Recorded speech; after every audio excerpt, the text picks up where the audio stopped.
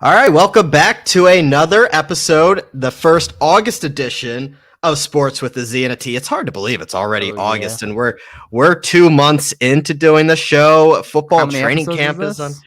Oh God, I lost count. I love how I went from like when we record our episodes. Um, Gaz is the one that uploads them. So I always had them labeled Sports Episode 1, Sports Episode 2. We're already to the point where I just put the date because I forgot how many episodes this is. I think it's at least 10, I think. Something like Um, that. Yeah. but if you're I think we're in still double sticking with digits. us, listening with us, thank you very much. We are obviously presented by Godzilla Media, sponsored by Saving Face Barbershop, Techies Fire and Water Restoration, as you heard right before this show aired. As well as Mohawk Honda. And we want to welcome, like I said, we appreciate you listening, watching, and supporting us here at Sports with the Z and a T. And like I mentioned, new month, and that means a new sponsor. We'd like to give a shout out to Johnstone Supply in Troy for joining the Godzilla Media family. And if you are looking to upgrade your heating, ventilation, air conditioning, or more in your home, Johnstone Supply in Troy is your place. This month, they are offering up their for Fujitsu ductless splits. We are talking about an energy saving ultra temp model for your home. Also, excuse me. Also, this summer they are carrying the new J Series VRF systems. These systems will be more efficient and flexible for any set, up to you what you have in your home right now.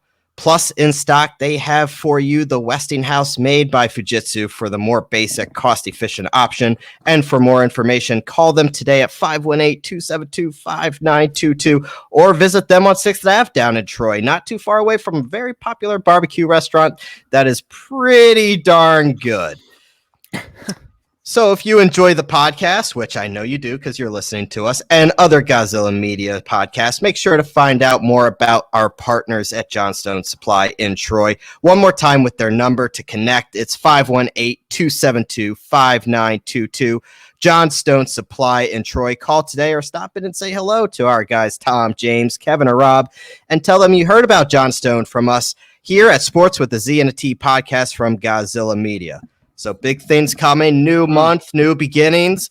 And it's not often in August that we're talking about this, but we had the NBA draft last week.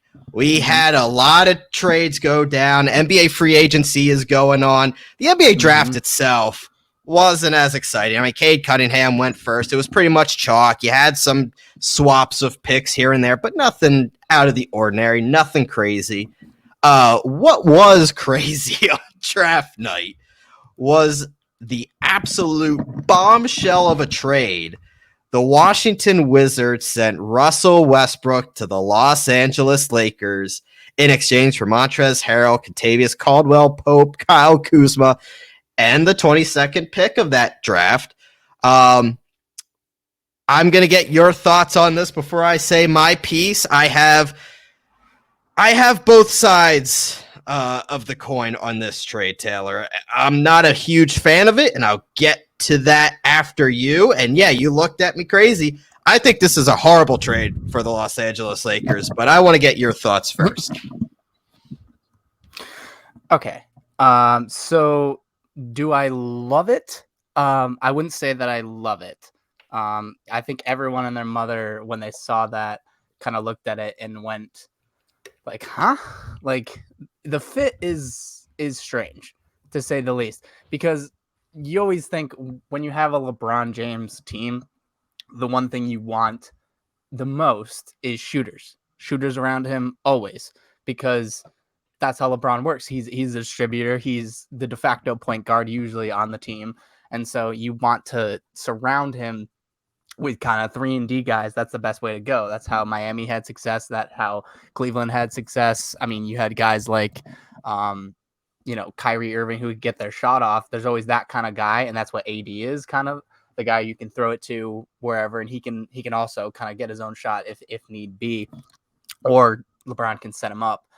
But then you also have the guy like Kevin Love, where Kevin Love was relegated basically from where he was in Minnesota as, an interior guy. He was relegated to basically stand in the corner and take these spot up threes when I give them to you. And I mean, if you shoot well, you're going to get wide open shots because I'm LeBron James, and that's just how he works. The defense has to collapse to him, and so then he kicks it out. And Russell Westbrook is, if there's one thing Russell Westbrook is not, it is a 3-point shooter. But the reason I kind of am intrigued by it is, when was the last time that you ever saw LeBron play with a true point guard? Someone who can dominate the ball. I guess you could say Kyrie, but not really. He's not a true point guard. He is more of a shooting guard, if anything else, because he's score first. He's pass second. Not that Russell Westbrook doesn't score a lot, but like, he has averaged literally double-digit assists for the past, I don't know how many years. He's averaged a triple-double, so it's like he does everything. And so it's going to be interesting because now you can stagger them a bit. Like when all three of them are on the court, it's going to be weird. And I think they're going to try to rely on playing hard defense. And Russell Westbrook is a high energy guy always. Like, he always plays 100%, which I think will help the whole team. Because, LeBron in the last couple of years, one of the biggest criticisms is he kind of like coasts a lot because he has to, because he's in year 19 and he's getting older and he's trying to conserve himself for certain situations. And so I think he will keep the energy for the whole team up. And I think all the energy will kind of flow through Westbrook. And so maybe the defense will stay really locked in for most games. And then once they get on the break, I mean, LeBron, Russell Westbrook, and AD is going to be monster in transition.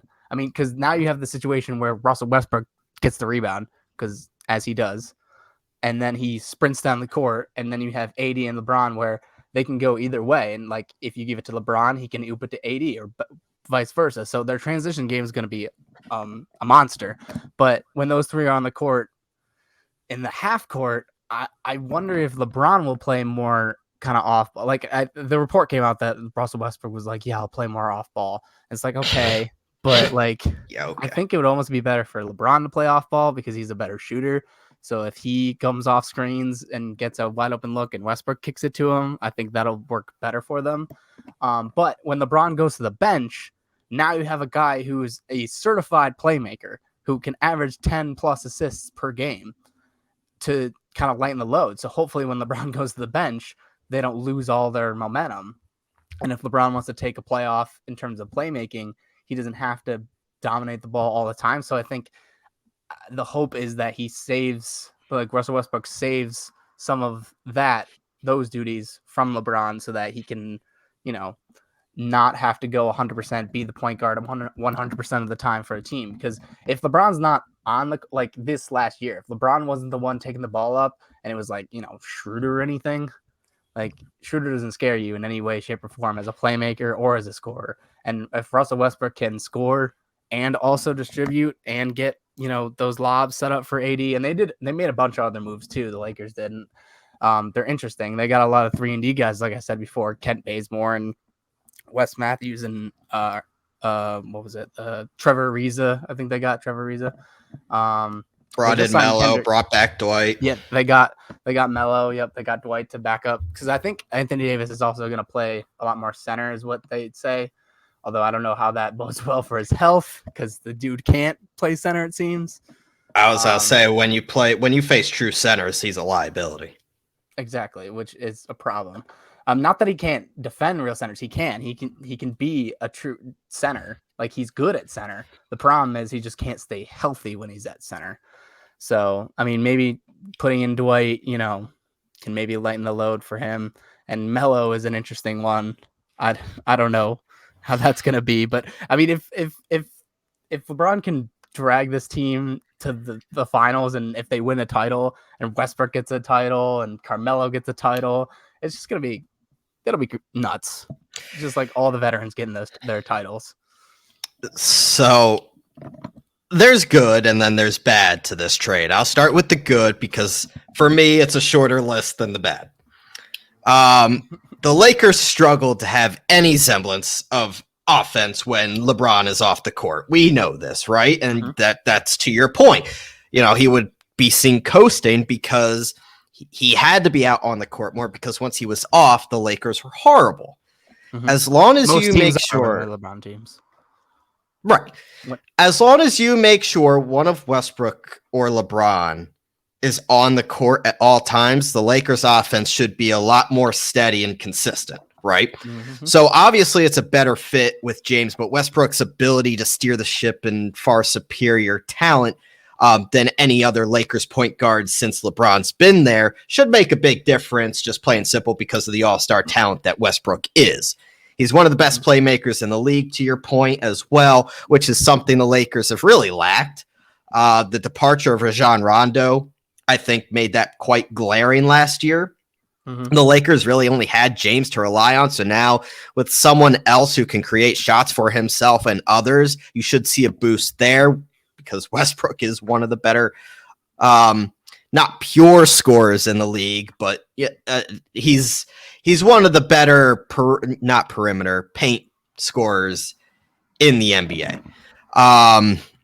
Having someone who's a threat to get to the rim every time he comes down the floor should help the Lakers offense some. However, let's get to why I think this is not a good trade for the Lakers. For starters, the Lakers' biggest weakness last season was the shooting. So, and not just shooting, 3-point shooting. They were, and I brought up the point of this when we were talking about them in the playoffs and why I thought they weren't going to make it to the finals. They were 21st in 3-point percentage and 25th in makes last season. Westbrook's probably the worst high-volume shooter in the history of basketball, and that's not being dramatic. Last season, he shot under 32% from deep. For reference, Dennis Schroeder shot almost 34%. So your point to Schroeder and Westbrook, that's a check mark for Schroeder. Mm-hmm. If you thought the spacing was bad last year, then just wait when Westbrook's on the court. 2 years ago, when Westbrook played against the Lakers in the playoffs, their defensive strategy was literally to leave him wide open every play. Mm-hmm. Houston had shooters all over the court to help mitigate Westbrook's shooting issues, and it was still horrible. Now imagine when he's on a Lakers team that can't shoot. Mm-hmm. He's going to play with LeBron and Anthony Davis, two elite players whose biggest weakness is shooting. And does that make sense? To me, no, it doesn't. Another issue with Westbrook is his ball security. Westbrook has averaged at least 4 turnovers per game in 7 consecutive seasons. Nobody has done that more than 5 times, and only James Harden has done it more than 3. So we're already, and if you watched the playoffs last year against the Sixers, Westbrook turned the ball over at an ungodly rate. I mean, almost it was horrible to watch, because personally for years I have liked Russell Westbrook, and I think there are certain teams that he would be a really good fit on. This Lakers team is not the fit. It just isn't for me. Westbrook is an objectively terrible defensive player, despite what his reputation claims, because a lot of that is on the offensive side of the court. The only time he puts the effort on defense is when he's chasing steals or rebounds to get his triple-double. Mm-hmm. One of I call him Westbrook, one of Westbrook's biggest strengths, though, is scoring. But even that has its flaws, because he can't shoot. He has to occupy the same space as Anthony Davis. So you're talking about clogging up the same pace. You're trying to open it up for Anthony Davis. You're talking about moving Anthony Davis to center, but he's utilizing the same area that Westbrook needs to utilize. And LeBron's a better shooter than both of them, but is he that much better that he can't or shouldn't utilize that same area? You have 3 all-star elite talents that require the same area of the court. So you're seeing where I'm getting here a little bit. Mm-hmm. Because Westbrook can't shoot well, he has to be in the paint, and out of all 34 players to average at least 20 points per game over the past 4 years, Westbrook is 33rd out of 34 players in true shooting percentage. He's awful. He is awful. The Lakers, to me, this trade screams desperation to try to rejuvenize what's left of LeBron.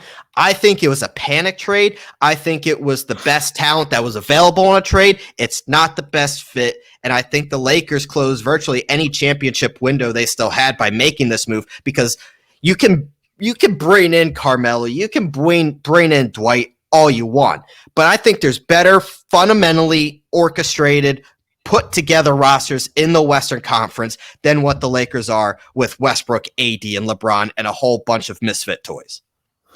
Yeah, and you highlighted all the reasons why when I saw this trade go through the ticker, it was like just kind of like a like it does reek a lot of a kind of desperation where they needed to do something. Like obviously what was happening wasn't working.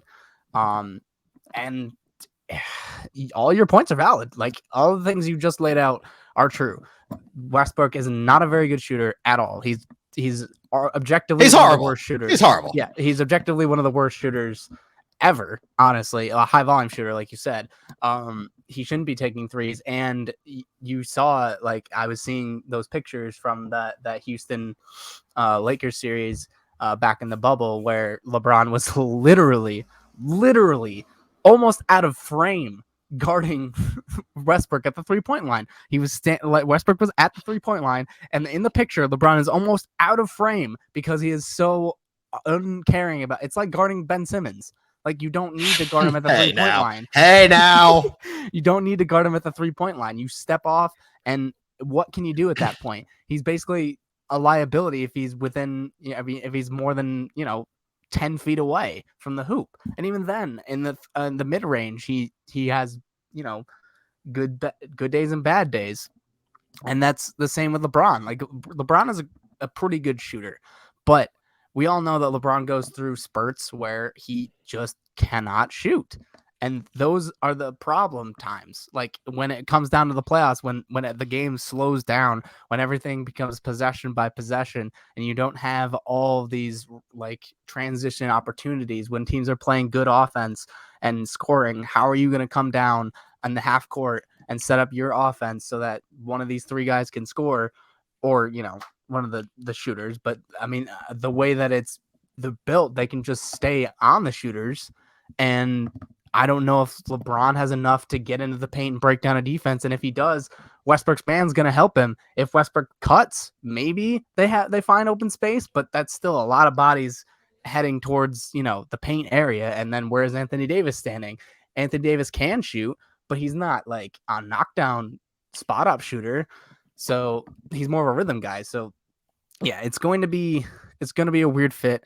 I don't know if it'll work, but the only thing that I can say is that it will be the first time that LeBron will ever have a point guard who can distribute the way that he can. And the turnovers, a lot of that is chalking it up to he has the ball in his hands a lot and he's distributing a lot. That's why he averages 10 plus assists per game. And so if you average 10 plus assists, usually you're going to have a couple turnovers here and there. But that doesn't excuse like the really bad turnovers that are just like, what are you doing? Which happens. And as for the defense, yeah, I don't know. I mean, you have Anthony Davis, who's arguably one of the best defenders, if not the best defender when he's healthy. But is he enough to anchor it when you have guys like LeBron, he's a good defender when he wants to be, but he doesn't always want to be, or he's saving himself for the next possession on offense. So I don't know. LeBron has never played with a point guard like this. I don't think ever. No, so and he hasn't.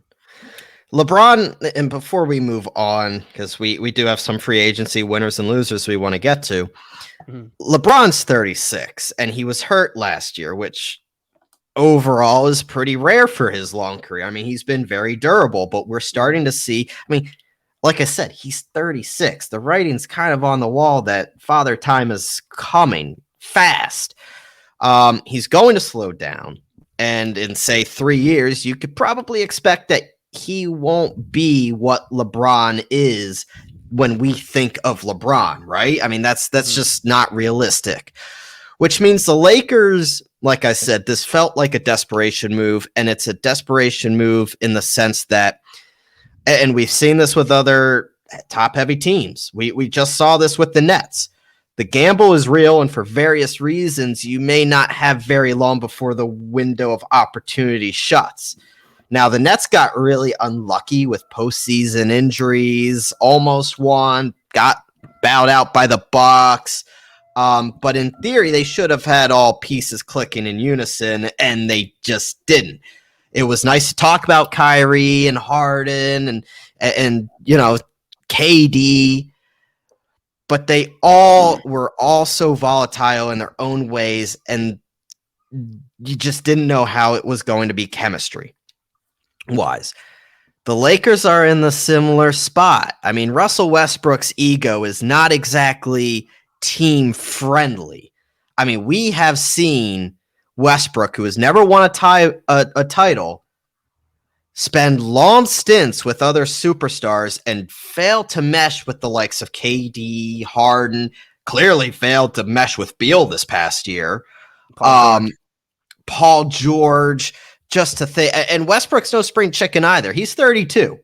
So to expect him to come in and be a guy like Chris Paul and take a team to that next level and ride them to the NBA Finals, it's just tough for me. I mean, the Lakers are losing Caldwell Pope, Montrezl Harrell, Kyle Kuzma, the draft pick, whatever. But they also know that clock is ticking, and if they don't win now before LeBron stops being LeBron, this is a team that, looking at how they're set up, could go a very long time without winning another or even coming close to winning another. And that's not the Laker way, if you say. That's not the Lake show. So it looks desperate, but they probably should be desperate because you didn't sign up for just one championship with LeBron. No. You've got 2 years to seal the deal. What can you get out of LeBron, and what talent can you surround him with to maximize what you have left of him? That's where that desperation is coming from. It's going to be interesting to see, but I have other teams, and once the NBA season gets closer, I like other teams in the West. I'm looking at a healthy Warriors team. I'm looking at the Nuggets. I really like I'm looking at the Suns still, seeing what they. I mean, we'll talk. Well, we'll get there now. I mean, let's switch over to free agency. And look, I mean, Chris Paul is a true winner of NBA free agency, nailing a 4-year deal.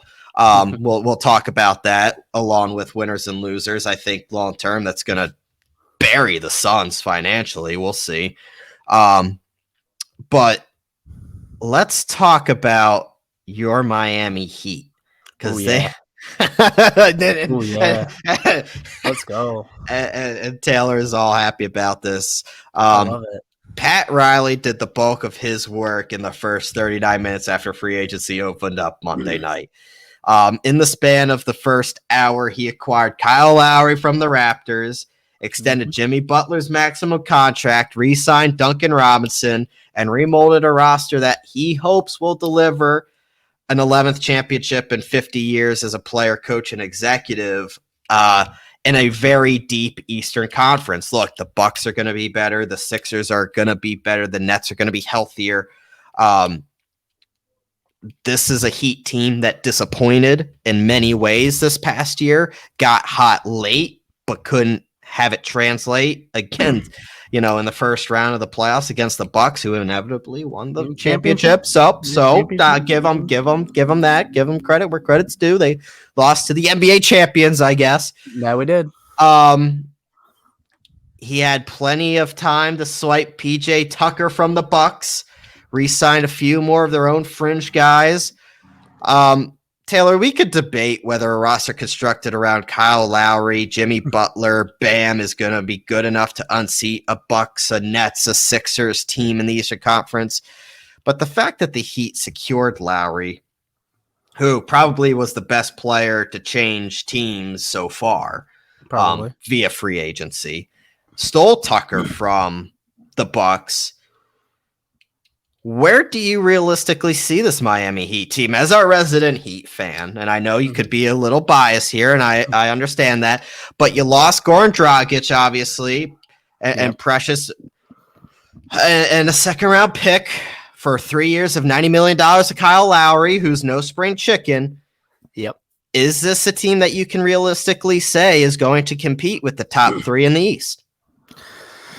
I think that they can compete. Whether they are better than, I can't say for sure. I mean, obviously the Bucks are the Bucks. They just won the championship.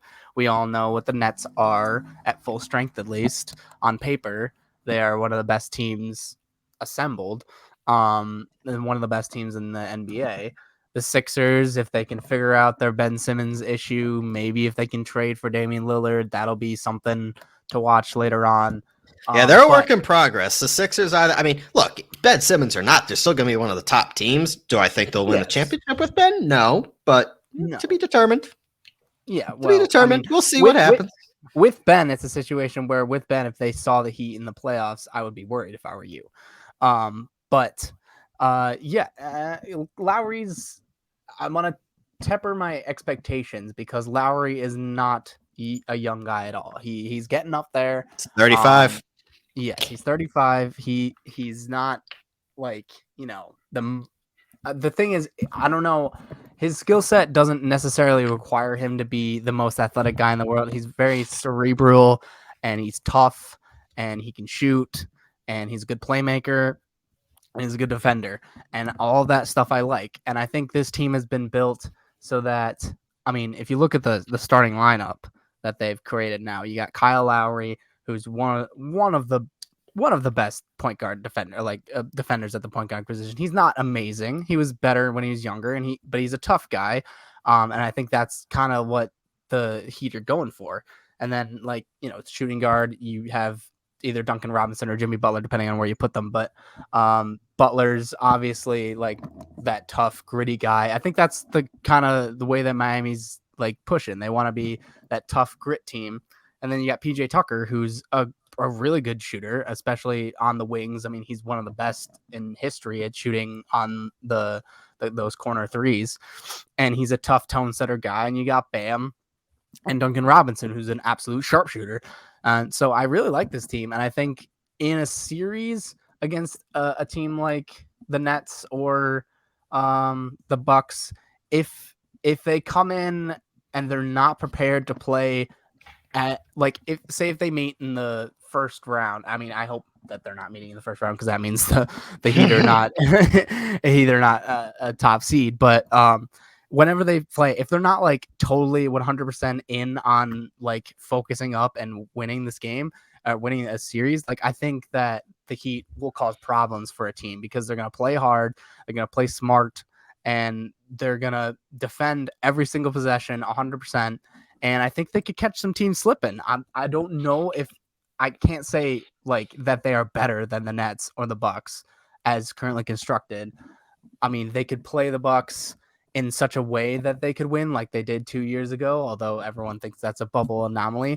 But against a fully healthy, ready to go Bucks team, I don't know if they can really truly compete. And as for the Nets, same. Like if it's a healthy Nets squad, I mean, I still think that a healthy Nets squad this year would have won the title if they're all playing. I don't care about their chemistry. I think they're fine. Like if James Harden if James Harden didn't get injured, I think the Nets would have been in the finals. Much less if James Harden and Kyrie Irving didn't get injured. So that team still scares the hell out of me. I think that they're still the best team in the West or the East. I'll say it, even when they're healthy. I think they're better than the Bucks because they almost beat the Bucks even when they weren't healthy. It was literally inches away. Kevin Durant's foot inches away from beating the Bucks. So I think this Heat team can compete, and I think they are a fun and well-constructed team for what we had to work with. Let's stick to the Eastern Conference because I want to talk about a team that isn't very well constructed. Everybody thought that this team was going to take that next step this offseason. They looked so good. They competed against the Hawks in the first round. I probably just gave away who I was talking about. The New York Knicks. And all you Knicks fans out there, you bunch of losers. You bunch of pathetic losers. You all thought that Damian Lillard wants to go to a team coming off a resurgent season that saw them make the postseason for the first time since 2013. Oh my God, they earned the number 4 seed in the Eastern Conference. Knicks fans, you all had the hope all the hope in the world, owning a league-high $52.6 million in salary cap space heading into the offseason.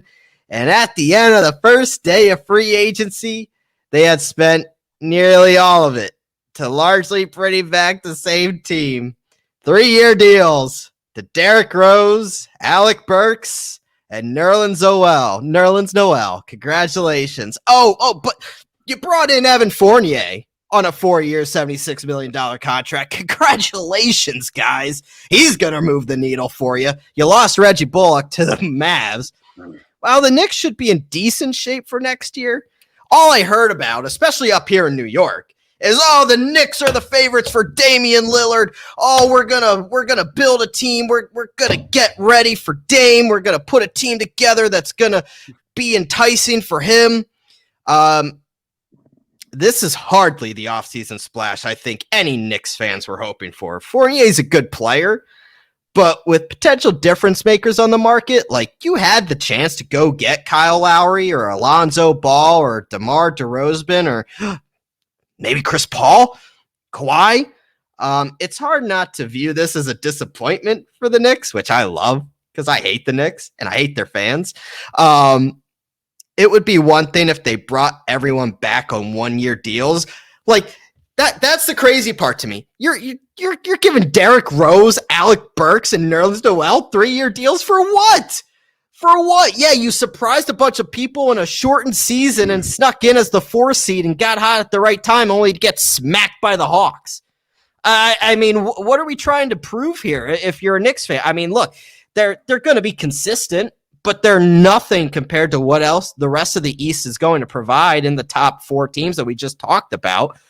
I didn't mention Julius Randle, but you're now locked into a good chunk of money on players that could lead to mediocre finish, especially if Randle fails to duplicate the outlier numbers that he produced last year. Like, I think Knicks fans are just assuming that Randle's going to be the same player that he was last year. I don't think he's going to be. Fournier should help the Knicks' 22nd ranked offense with his shooting and playmaking ability. But it's hard to see him being the person that catapults the Knicks in a title conversation. And guess what? You don't have any money to go get anybody because you just spent it on all the guys to bring them back on overpaid contracts. You suck, New York Knicks, and I love it. Thank you. Yeah, I don't know. When your big splash is Evan Fournier, I mean, all right. So I don't mean to cut you off. I'll let you finish. I had a Knicks fan hop into my mentions because I tweeted like, the Knicks spent a combined 7 years, $120 million on bringing back Derrick Rose and signing Evan Fournier. And he's like, well, I'd rather have those 2 guys than Ben Simmons. Knicks fans, Ben Simmons has never lost to you. So who's the real loser here? Fair enough. Yeah. Well, I mean, Losers! Poverty franchise. I don't think that Evan Fournier is going to move the needle all that much. But it's not like there was a lot of free agent guys like you said earlier. Kyle Lowry is probably the best guy on the market, right? Yeah, I mean Kawhi was, but we all knew he was going back to the Clippers. So Yeah, I mean, and Kawhi was like, "Oh, I'll listen to offers," and it's like, and we knew CP3 was probably going back to the Suns. I mean, it was considered that he consider other options, but I didn't see him. But leaving. Also, even him, giving the Suns giving him that deal is cool, but you're going to be paying him almost $40 million when he's 41 years old. So it's at some point, I know he's been good, but he also wasn't very good for you in the finals. He is arguably the reason you lost him, along with, dismal play from Devin Booker at times and Giannis just being Giannis. But yeah, I mean, they didn't have much to work with. But the thing is also, I don't know if these 3-year deals are not good because I don't know. I don't have a sheet in front of me of who's the free agents that are coming up in the next couple of years, but I'm sure there's a couple that might potentially be leaving. And you don't set yourself up well to be ready to, hit that. Because if you're going for a trade, I mean, Evan Fournier, you got the list up? It's loading, but I already see the top 3 names, and it's just, Well, Luka's off the list now because he just signed his. Yeah, no, he's not going anywhere. Come on. It's loading. Keep talking, but I'm pulling up Spot Track now. It's just... So if you're the Knicks, the big thing that you've always wanted to do is sign that big free agent or get that trade. And so now you have pieces where you could trade, like, Derrick Rose, Nerlens Noel, Alec Burks, all these guys are good trade pieces. Evan Fournier, even if you're trying to get a Damian Lillard, but one, he hasn't even, gone out and said that he wants a trade yet. And then even if he does, you're looking at, the Sixers are obviously going to be trying to get him because that's the perfect fit for them. And other teams are going to be trying to get him. So I don't really know if you can find a way to get a guy like that. And so, I don't know what you're doing the next. I mean, I guess they're trying to just sell tickets, and maybe this will sell tickets. Julius Randle, I believe he can be this guy, the guy that he was during the regular season. I believe he could do it again, but that doesn't ultimately help you in the playoffs because we saw what he did in the playoffs, and it was not much because he's not the guy. He's a number 2 guy. You need a number 1, and you don't have one. So these guys have player options, so we'll see how this shakes out. But you have John Wall on a player option, Harden on a player option, Westbrook on a player option, KD's on a player option, Beal is on a player option, Kemba's on a player option. Butler, I don't think is anymore because of the new deal. Right. 4 more years, so he's so Kyrie's a player option. Steph just re-signed, so he's off this list. Mm-hmm. Randall himself is a free agent. Mm-hmm. You have let me pull up this list. Come on. Aaron Gordon, Zach LaVine, Terry Rozier, Goran Dragic, Ricky Rubio, Rudy Gay, Valanciunas. A lot of these are based on the player options. So it might not be as good in 2022 as... Honestly, it seems like at this point that there's not... I don't know. Because 2023, you have... Middleton, LeBron, but LeBron's not coming to New York. Yeah, no. Harden again.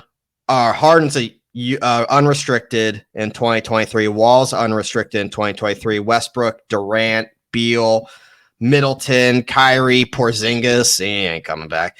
Love, Wiggins, Embiid, but that's not going to happen. It's really from that list. It seems like there actually isn't a lot of Draymond, Van Vliet, Brogdon, Bogdanovich.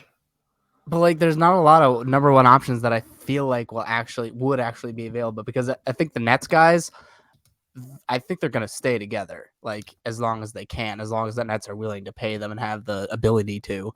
Zion's restricted. Because I don't see why they would Zion is honestly might be the only one that's even a possibility because the rumors are that he's unhappy with the way things are going, as he should be considering what they just did. Yeah. Sending Lonzo to Chicago. Yeah. I mean, they've got Devontae Graham, which is a nice piece, but I don't know if overall they won this free agency, especially if they're trying to bolster their stuff around him. Yeah, they're definitely a loser. So he might be the only one, though, because if you James Harden's not leaving the Nets to go to the Knicks, and neither is KD, and neither is LeBron, and LeBron's not leaving LA.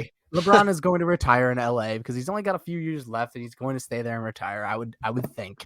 And so, who else on that list moves the needle? John Wall doesn't. John Wall's not going to be your number 1. He can't be a number 1. He's already shown that he's not going to be a title-winning number 1. So if your goal is to get to a title, I don't know if the Knicks have a path that's not trading for Damian Lillard or someone else who gets disgruntled and wants to leave. Because your best hope is that locked up. Your best hope is that the Warriors find somebody to replace Clay, and they shop Clay. That's really your best hope, because I tell you what, and I don't know what Stephen A is on, but there's 2 teams that have been linked to Damian Lillard ever since the Lakers traded for Westbrook, because that takes him out of the Lillard sweepstakes. It's the Sixers and the Knicks. There's no way on God's green earth he'd rather go to the Knicks than the Sixers. There's just no way. Absolutely no way, because he's just going to the Eastern Conference version of Portland. He might as well stay in Portland. Agreed. So these players, if they're gonna leave, they want to play with like another like top 10 to 15 player. Dame has never played with a Joel Embiid. Exactly. And if he goes to the Knicks, it's just and the Portland Knicks don't 2.0. have a Joel Embiid. It's just Portland 2.0. Their next best player is Julius Randle, and that's basically just like Nurkic with maybe a little better, but like not much. So I don't know. Now I'm really interested because looking at everything you just laid out, and as far as free agency in the next couple of years, I'm like, I don't see a ton of movement happening. I think people are going to stay put. I think, and that's why, right? And that's why I think you saw like Trey got his extension, Steph got his It's changing. Luka got his. Jimmy Butler locked up. Butler locked up. You're already hearing that the Sixers are working on extending Embiid to his supermax. You saw to lock up Kawhi with the Clippers, but I mean, right, he's weird, so he might. Which is a little different the past couple years, where all these superstars were going different places. Now teams could still trade. I mean, that's still a possibility. But when it comes to free agency, it might be a little quieter for the next couple years because you have a lot of these player options that I don't see some of these all these all-stars opting out and looking elsewhere. They might opt out to get a better deal, but it will be from their team. So, yeah, it's changing times in the NBA. So if you don't have a superstar right now and the Knicks don't, you're kind of in trouble. Mm-hmm. Exactly. And even teams like Miami, like, I mean, you have Jimmy Butler and you just hope that he can like recreate the magic of the bubble and like have a playoff run like that. Because if he can play like that, if he can play like he played in the finals, but they had one of the best finals games of all time, like inarguably, like that 40 point, 15 rebound, 10 assists or whatever he had in like game 4, that was one of the best. And if he can do stuff like that, then it's like, yeah, that he can compete too. But if not, then I don't know. You're looking, there's not many places you can go to find talent besides drafting it.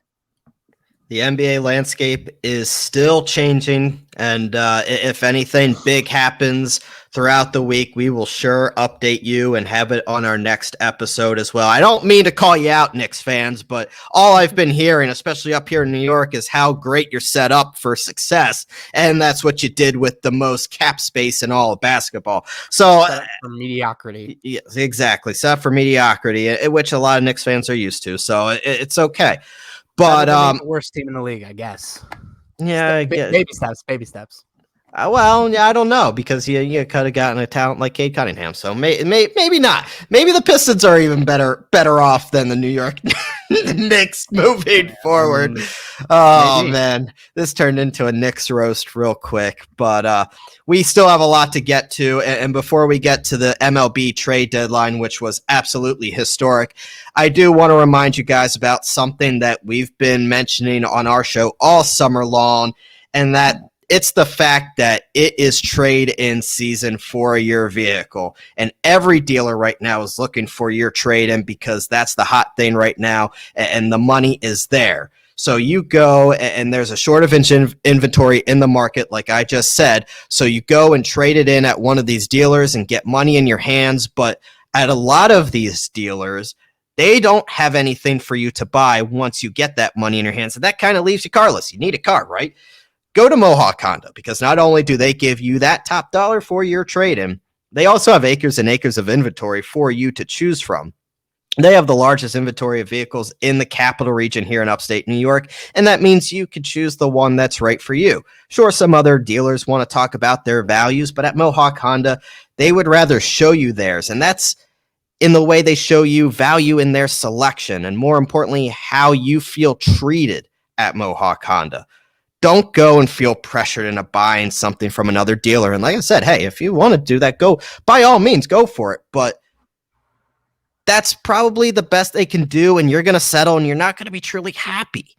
Go to Mohawk Honda and buy the vehicle you deserve. Their vast selection of certified pre-owned vehicles is guaranteed to fit your needs, your lifestyle, and not the other dealer's so-called values.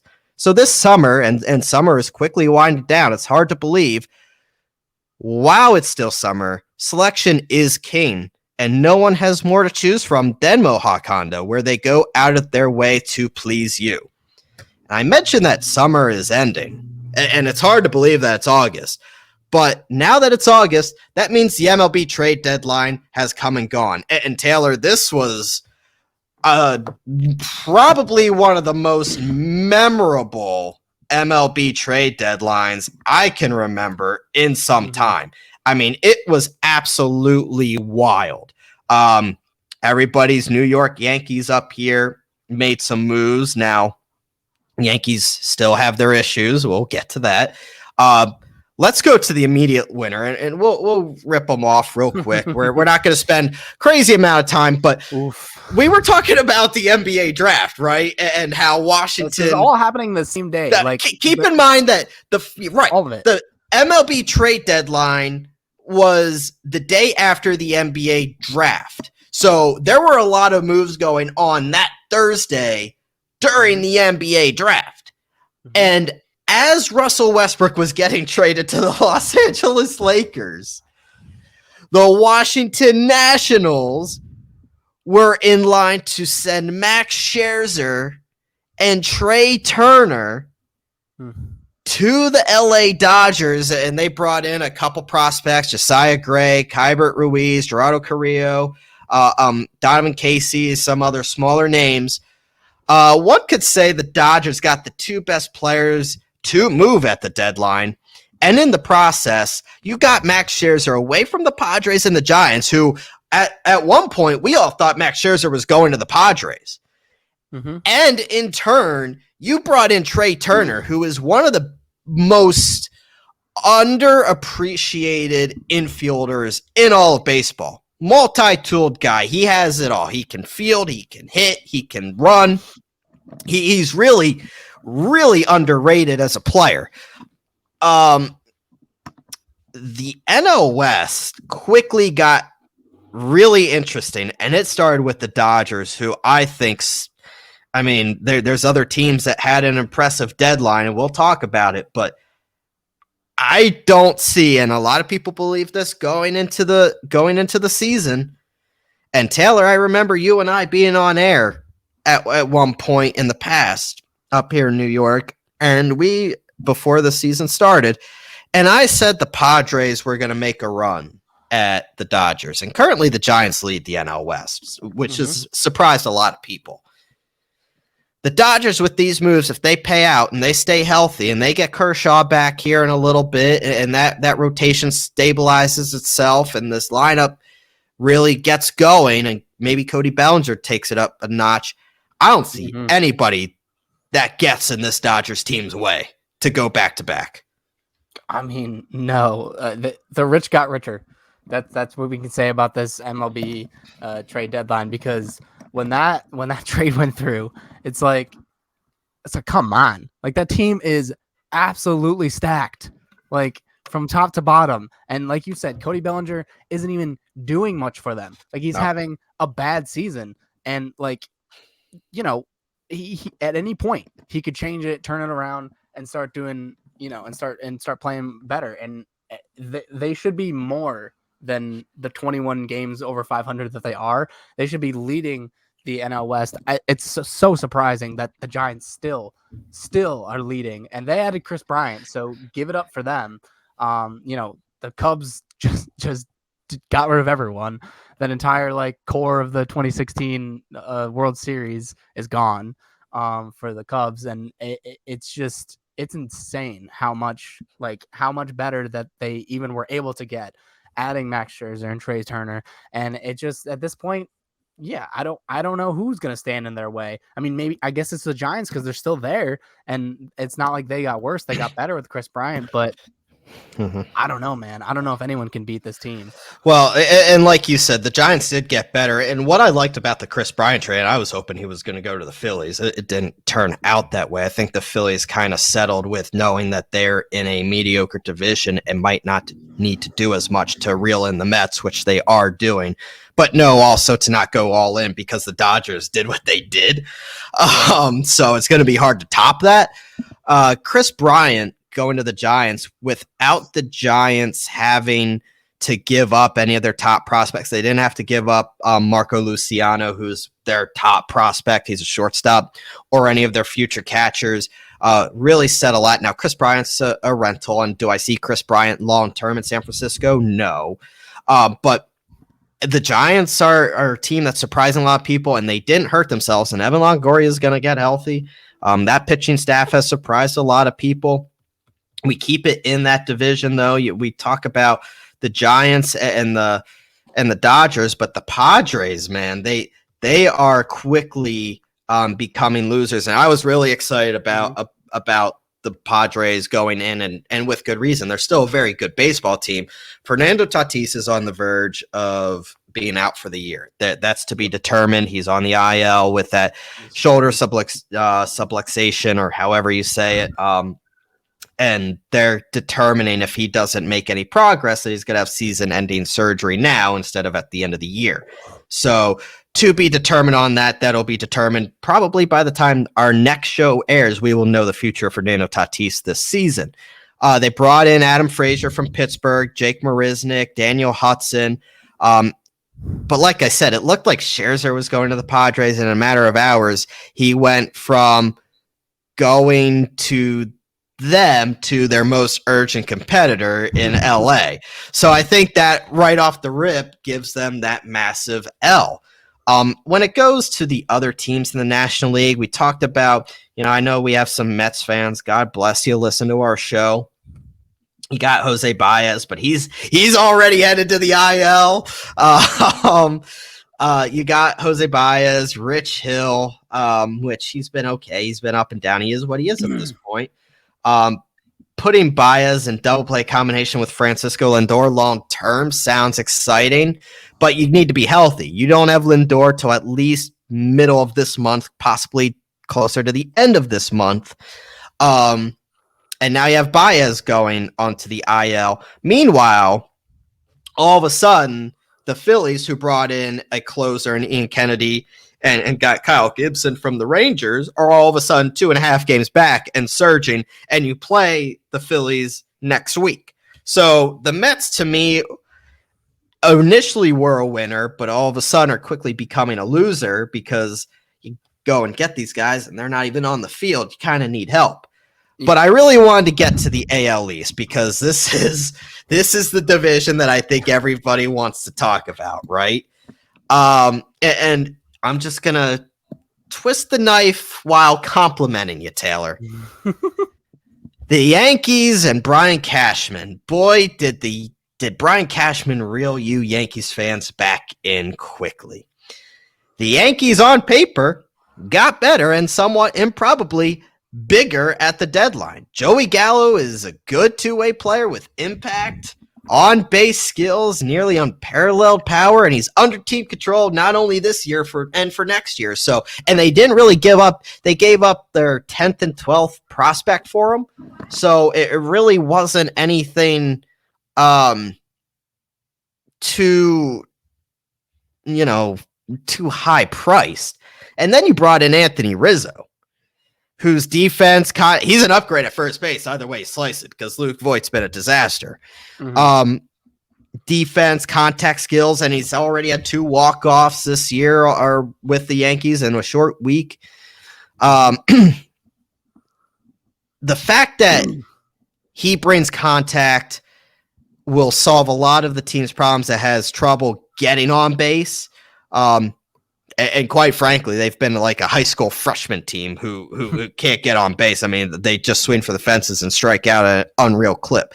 The Yankees gave a lot of prospects to land these two overall, but none of the top ones.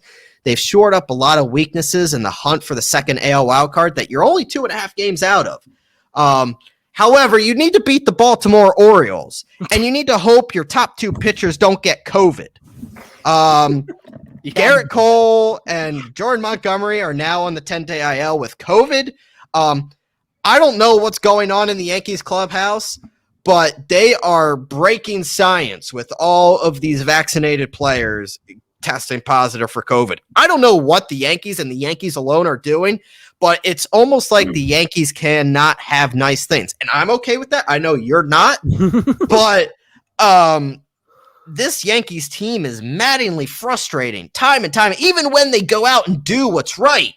And brought in Joey Gallo and brought in Rizzo, Andrew Heaney, my God, got lit up like a damn Christmas tree against the Orioles the other night, gave up 4 solo home runs. That's not what you brought him in to do against the Baltimore Orioles. This is a Yankees team, like I said, only 2.5 out of the wild card, very, very, very suffocated top end of the wild card standings. If you look, there's a lot of teams crunched there. You have Tampa, you have Toronto there as well. This is a team that you could kiss the AL East goodbye. The way Toronto has soared ahead of Boston at this point, it's going to be Toronto or Boston. However, both are significantly and fundamentally better than anything the Yankees can put on the baseball field this season. And that's just straight fact. And at this point, if you're a Yankees fan, you just have to accept that this just might not be your year. And it's a horribly put together roster. Yeah, and I think we talked about this last week when I said that I didn't even know if the Yankees should be buyers at this. They did. And you know what? That's just it, though, right? Was this more that Cashman thought the Yankees could compete? Or is this Cashman saying, I need to save my ass? We're going to fire Boone, but I'm saving my ass. I think the latter is what you're looking at. And let's go back to the Mets point. Going back to what you were talking about before, I want to bring up that I didn't think that they were going to go out and get a Baez because, like we talked about before, that they were maybe going to be a little more conservative, and I thought that they could have gone out and done a little more. But then on the Yankees side, I said that maybe they should be a little conservative, and they went out and did the opposite. And they went out and got Gallo and Rizzo, those left-handed guys that we really needed in the lineup because our lineup was like all right-handed hitters, and we had no lefties. So they went out and got 2 lefties, and boom, you see instant results.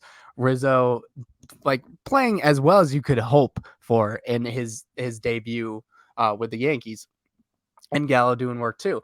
And then, like you said, it's very frustrating being a Yankees fan because you go out and you get these guys and they have a good week and like you play well against the Rays, and then you come and you play one of the worst teams in the goddamn league in Boston. Oh no, they are the worst team in the league. I know they are. But like, I wanted to hedge my bet. But yeah, and then they lose. And I'm like, what, how, why?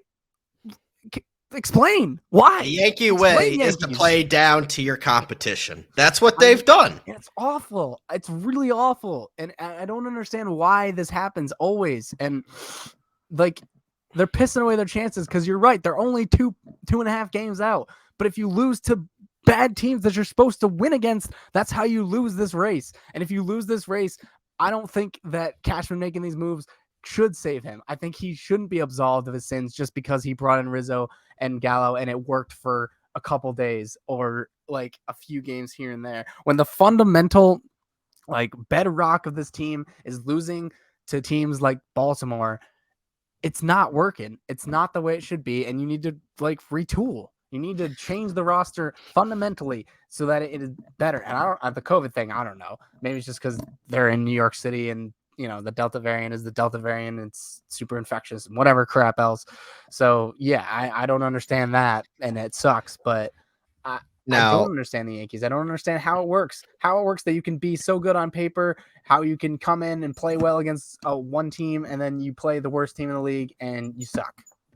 And we talked about what the Rays did earlier, and that was brought in Nelson Cruz. But outside of that, they didn't do as much as we all expected. We thought they were going to be in on Chris Bryant. But, I mean, this is a Rays team that never makes that big, splash, and they know how to win. They're just fundamentally good baseball team, which is something the Yankees aren't. The Red Sox, they're trusting their own players. They went and got Schwarber, who's currently on the IL. He's supposed to be back within the next couple of days, but at the same time, they're trusting their talent. The Yankees had to go out. Now, look, the Blue Jays are an interesting team. Could this blow up in their face? Absolutely. Going out and getting Jose Barrios, Brad Hand, Joaquim Soria. They gave up Austin Martin, which a lot of people are not thrilled about. But however, you look at this Rays team, and you have a rotation now of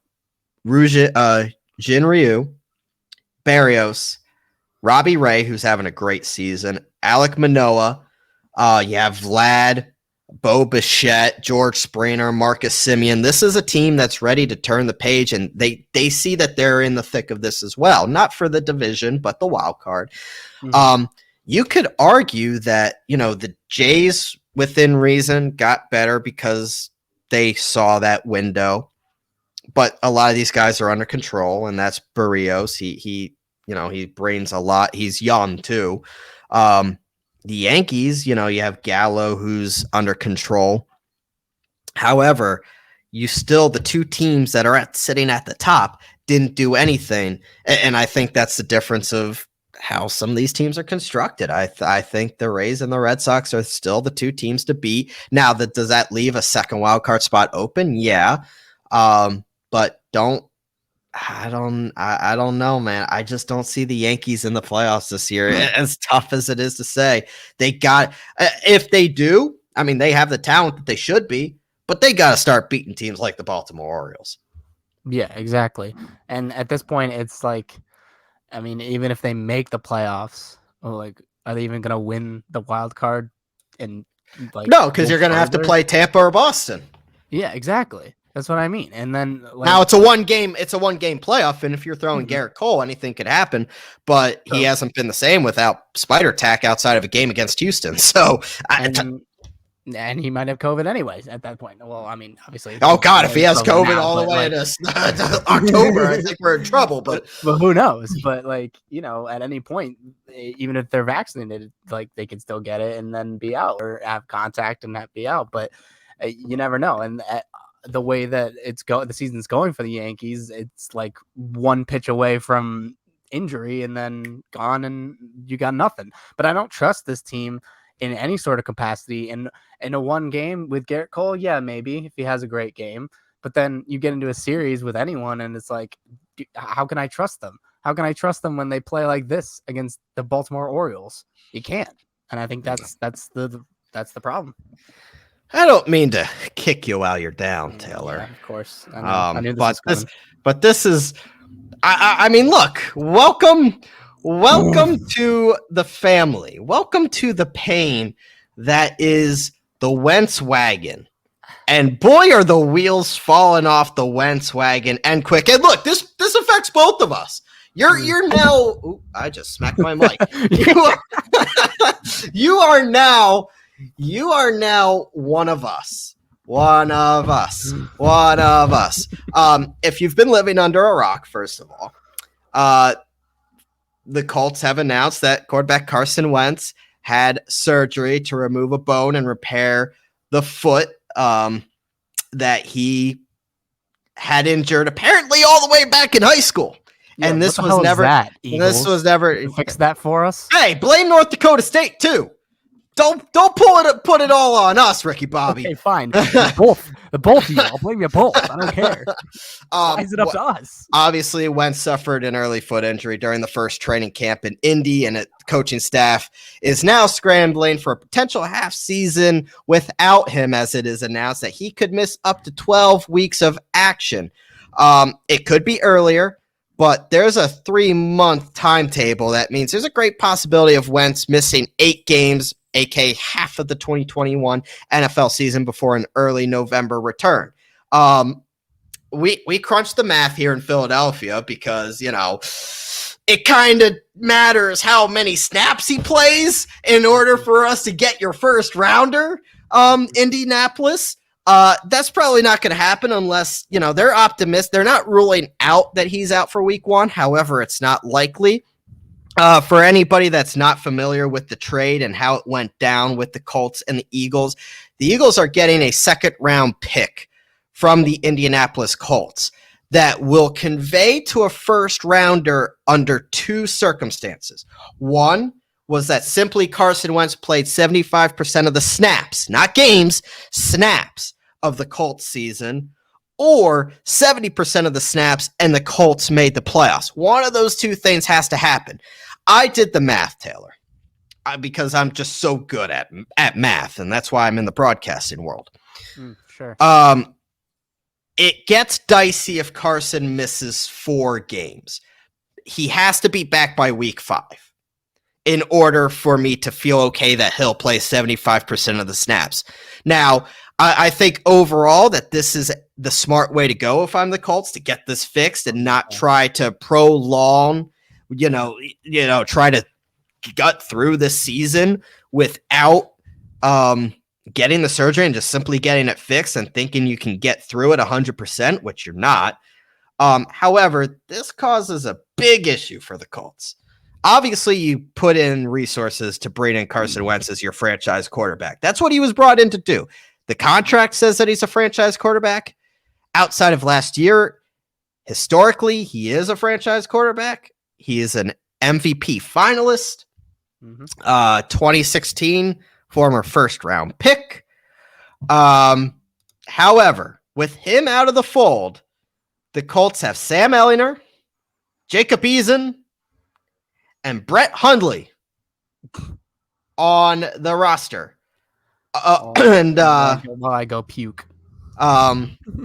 Taylor. Now, I know you don't want to hear this. I know you don't want to hear this. Now, just hear me out, okay? There is a guy. No. Out there. Just let me look. There's so many reasons why.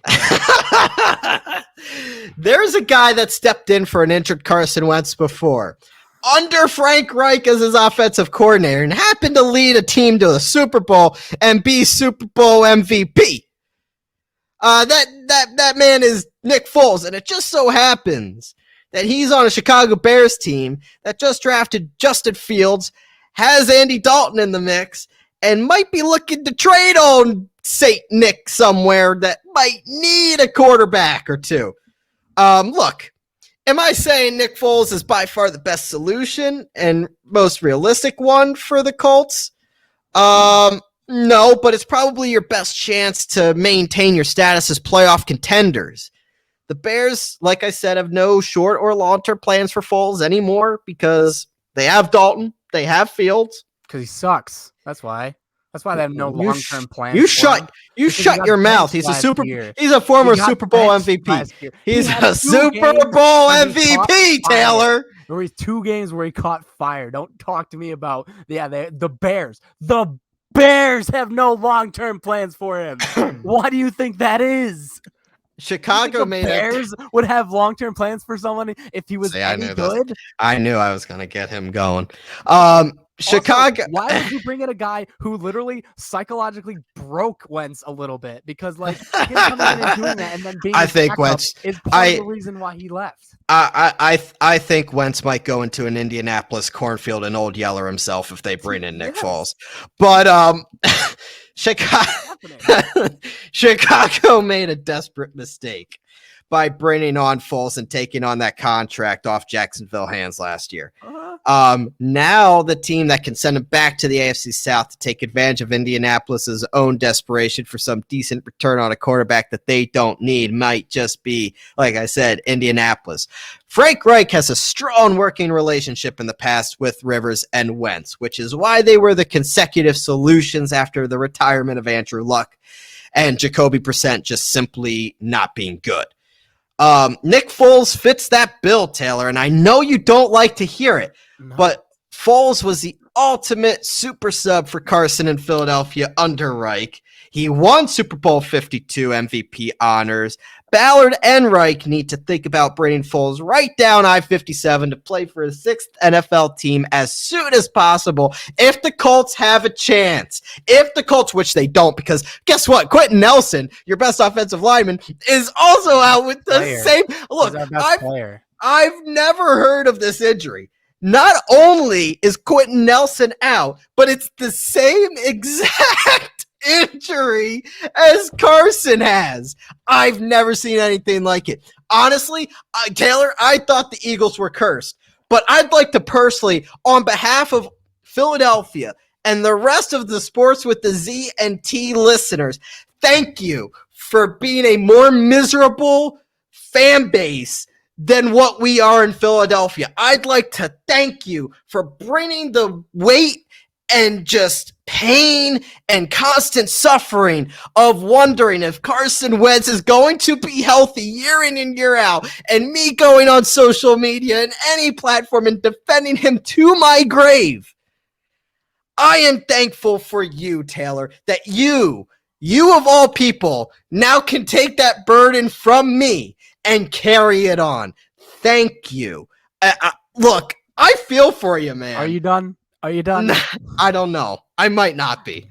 All right. Well, how in the goddamn world does the same injury happen to both the guy who's trying to be the franchise quarterback and to the best player on the team, the anchor for our best offensive line, arguably the second most important person on the team behind Wentz because he plays the quarterback position? So is quarterback important? If it wasn't for the fact that he plays quarterback, Nelson would, Big Q, as we call him affectionately in Colts land, would be the best, like the most important player on the team, have the same injury at the same time, requiring the same surgery with the same 5 to 3 month. I believe your exact reaction when I tagged you in the tweet was, "Are you fucking serious?" Is this a fucking joke? Because I was at work just minding my own business, and I get a text. I get these notifications from you that you're tweeting at me. So I didn't see it before you tweeted at our handle, and so I got the news. Thanks to Sportz with a at Sportz_ with a Z, obviously, podcast. And that's how I've learned that Quentin Nelson had the same exact injury. And I'm like, is this a joke? Am I a joke to you? Is that who do you think I am? The only saving grace in all of this is that, one, they're not trying to rehab this. They're just nip it in the bud. Just get the surgery, get it over with, and that it happened like 5 weeks before the season even starts. So on the conservative, or not conservative, but like optimistic scale, say it does take 5 weeks. I know that that's probably not realistic for both of them to come back in 5 weeks. No, especially Carson, because I've heard that Carson takes on the longer side to recover. Yeah, Carson tends to take on the longer side of that timeline. Just speaking from experience there, bud. Yeah, I have a couple Eagles friends who have told me the same thing. I'm not a friend. I'm just a colleague Eagles fan. I see how a couple Eagles friends, like you and other friends that you have other Eagles fans as friends. I do, yeah. I've at least 3, and I know at least one of them listens to our podcast every week. I don't know if the other one does, but he told me the same thing. The Colts' first 5 games are home against Seattle, home against LA, at Tennessee week 3. So freaking hardest first schedule. First 3 weeks you have 2 NFC favorites and the division rival Tennessee Titans, who at this point are by far and away the favorites in the division. In my opinion. Week 4 at Miami, which you might win if Tua falls apart. You never know. Week 5 at Baltimore. We could win any of those games if we play the right way. But no. I talked to my buddy, one of my good friends I went to college with, very knowledgeable when it comes to football. He's a Jets fan though. God bless him. He rattled, and we've always gone back about Carson Wentz, and you'll appreciate this. He was like, "Dude, you have been gay for Carson Wentz ever since he got drafted." And I said, "Yes, I have been." We both have talked about this, and at best, man, 1-4, you might sneak away with the win at Miami, but other than that, I mean, those other 4 games are bona fide. I mean, those are as clear-cut losses as you can get. Yeah, it's not going to be easy. But Week 6, you play Houston. Like a couple a couple days ago, it was like, okay, We were all right. talking. I've been So we're gonna talking be- about the Colts being my sleeper Super Bowl team. I know. And when Wentz went down and it was announced he was gonna be out for the 5 to 12, it was like, okay, all right. We are not predicated on the quarterback throwing the ball necessarily. We are a run the damn ball team. Well, now But they're with all Big going to Q out. They're with going to. Q out. Oh yeah. Even if that we too. wanted to. Well, and then obviously teams are going to stack the box because they're going to dare Sam Ellinger or Brett Hundley or whoever the hell's back there to throw it. Of course. But even then, now we can't even rely on our best offensive line because our best offensive lineman, I think, arguably the best offensive lineman in the league, is out for too. sure. Out too. So like, it's just it's frustrating as all hell. And I would rather call Phillip Rivers and beg him to come back than go to Nick Foles. But if they don't do anything and they run with like Jacob Eason or whoever, it's gonna be Is that what you prefer? Do you want them to keep it in house at this point? Like you have assume Wentz is out for, just to keep it simple, 5 weeks, right? So you have Sam Ellinger, Jacob Eason, and Brett Hundley. You're not telling me that you want to go out and explore for a Nick Foles. It's not going to take much to go and get Nick Foles. Look, like I said, Carson might go out into a cornfield and old yeller himself if he has to be teammates with Nick Foles again. That's the thing. But you have Marcus Mariota, Gardner Minshew, Jimmy Garoppolo as other name. Like, I doubt. Are you telling me that you would rather stick with Jacob? God, it almost makes me want to throw up saying it. Jacob Eason, Sam Ellinger, or Brett Hundley? No, I mean, I just don't want Foles. Is all I'm saying. If we could get Minshew decorated, you want Minshew? I mean, Minshew would fit right in. They're not. I doubt that they would trade Minshew to us because we're like, same division, but maybe they would if we pay enough. But Minshew would be great. I'd take Minshew in a heartbeat if he was available and if they were willing to trade him. But I don't think Minshew can win you games. For sure. Eason and Hundley and Ellinger, probably not. Probably I'd like to see not. What Eason has, but also I'm scared to see what he has. I like Marcus Mariota, man. I'm telling you. I don't mind Mariota, honestly. If we went out and got him, that's something where it's like maybe he looked good in spurts with the Vegas Raiders, and in terms of a positive skill set, he has that arm and mobility, and Reich likes to get his quarterback out in motion, and I think that's what really hurt the Colts in the past couple of years because he couldn't do that with Rivers, and not really even Brissett either. Brissett was a little more mobile, but he wasn't really good throwing on the run, though. But Mariota can be a good, quick, philosophical fit with Reich to facilitate the rest of the offense, and you have Taylor in the power rushing attack. Be a sneaky plan B. Like I said, though,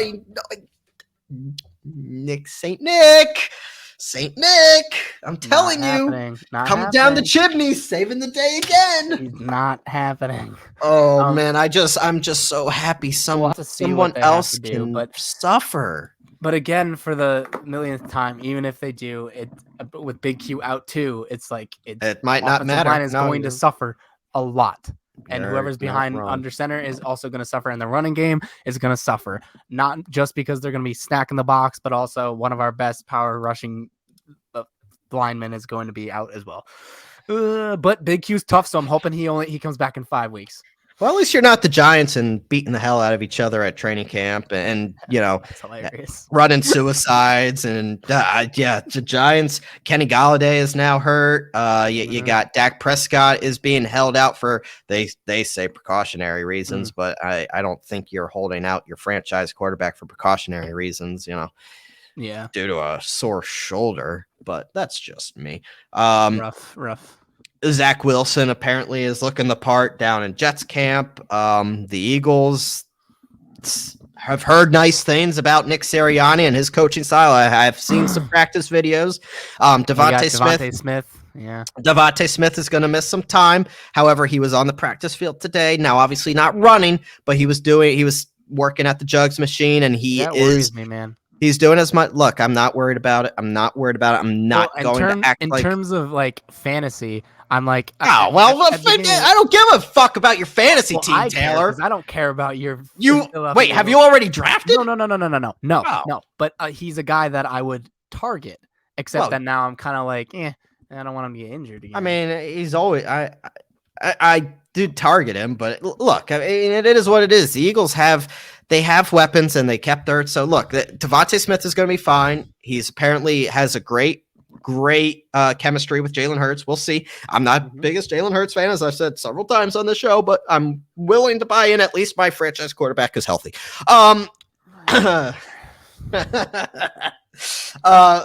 Before we this get is all Andrew Luck's fault. Let's be honest.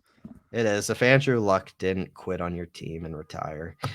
I want to get to, I do want to get to Team USA real quick, but first I do want to mention one of our other sponsors, and that's Saving Face Barbershop up in Saratoga Springs. Obviously, track season has been a full go. Weather is starting to get a little better in this area. The rain has kind of gone away a little bit, and you need that fresh cut to be looking good as you're doing out your outdoor activities, going to the track, and just plain and simple looking good. Go to Saving Face Barbershop up on exit 13S or 13N, depending on which way you're coming in, and check him out. He has multiple barbers there to assist you. If not, Jeremiah will be one of the other cool guys there at one of the great atmospheres that Saving Face Barbershop has to offer. Really cool just to sit down, talk with the guys, get a good look, and they're not going to be happy until you are satisfied. So go in. They have the close face shaves if you need that. I'm not one of them with my baby face, but other guys definitely love that. You can get at home cuts if you would like, but they definitely have a lot to offer. They also have senior discounts and kid discounts as well. So definitely check out Saving Face Barbershop up in Saratoga Springs and mention Sportz with a Z and a T as well to Jeremiah and check him out. Let's talk about Team USA real quick and this basketball team. And I feel like we're their motivation. They definitely listen to Sportz with the Z and a T podcast, because ever since I've been ripping them to shreds, and I guess you as well, me more so than I told you not to worry about them too much. I know, and I ripped them. And I'd like to think I was the kick in the ass they needed. You're welcome, Popovich. Definitely. For the third straight summer, Team USA has looked the part, and they are taking their talents to the semifinals to play Australia on Thursday with a chance to play in the gold medal game after beating Spain 95-81. Put the final touches on Gasol and Spain, and Kevin Durant scoring 29 points, 13 of those coming in game-changing third quarter, helped his team overcome yet another sluggish start, which has been a problem. But like your point, Taylor, they're turning it on when they need to, and they're surviving, and they crushed the Czech Republic. They crushed Iran. Thank you. And they're doing what they need to do to go and get this gold medal. Yeah, they are. And I'm really looking forward to the I hope they play. I hope they play Slovenia and Luka. They're going to. It's going to be a gold medal game, and I'm going to stay up and watch it. I think I'm going to try to.